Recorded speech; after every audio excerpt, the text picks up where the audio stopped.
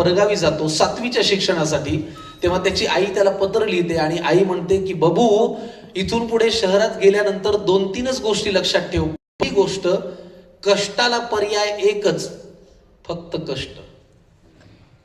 कष्टाची रिप्लेसमेंट कशाने होऊ शकत नाही, ही पहिली गोष्ट.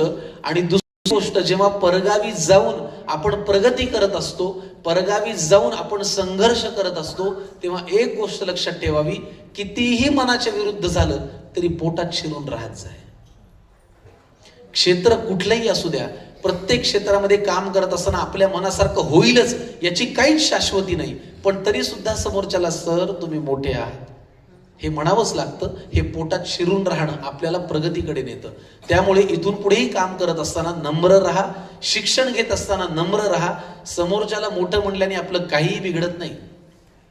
आई आणि मुलाच्या संवादाविषयी मागे मी लिहिलं होतं सुनेत्राताई.